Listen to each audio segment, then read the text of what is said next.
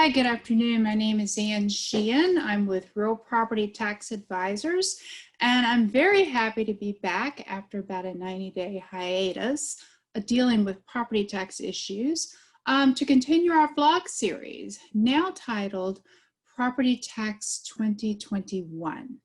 Yes, we are at the point in time of year where we need to look at 2021 for more reasons than we usually have. On May 20th, BizNow published an article, and the title was intriguing, and this was, 4 or 5 months ago. A new work from home movement is gaining steam. Why aren't office landlords more worried? It really caught my eye, and I remember thinking to myself, okay, how's this going to play out?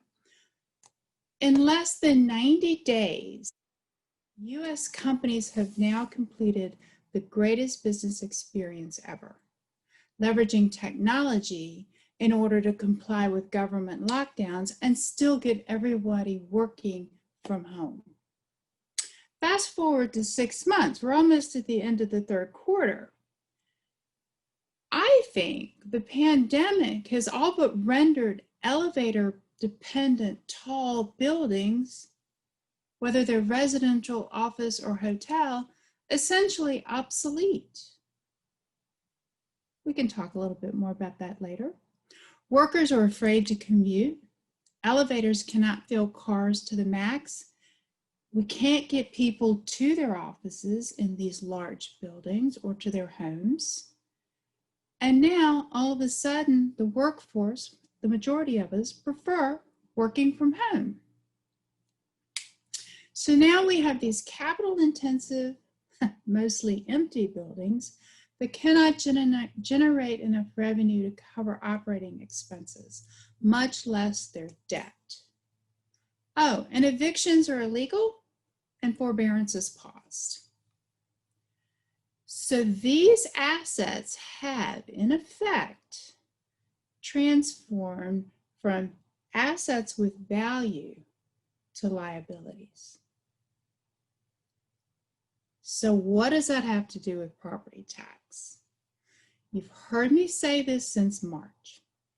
The pandemic, fueled by the intensified general disorder in the United States, political, racial, otherwise, has now presented the most perfect example of external obsolescence we've ever seen in the real estate valuation world. The pandemic is inclusive, it's non-discriminatory, it's non-forgiving, and it's impacted every single one of us equally. To continue that thought, no investment is immune to the pandemic. And 2021 is going to be the year to seek relief by appealing property taxes. Now, I will tell you, 2021 is going to be a tough year for property taxes. We can justify the decline in value all day long. That's probably the easiest part of it. What's going to be a challenge is the pandemic has also impacted the jurisdictions.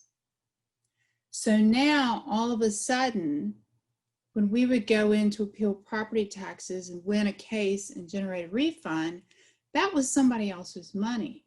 Now, when we're walking in the doors, they're looking at a potential refund as, oh my gosh, that's my salary for next year. I need that to run my department. How am I going to staff, the next shift for emergency medicine or whatever service we have? It's all of a sudden become more personal. And I think because of that, we need to start acting differently, and we need to start planning differently now in September of 2020. I'm so glad we're back together. I hope that we can have another conversation shortly, and I will dive into more ideas and thoughts that I have about property taxes and how much different it's going to look in 2021 than it already looks in 2020. Thank you very much. We'll talk to you next time. Have a great afternoon.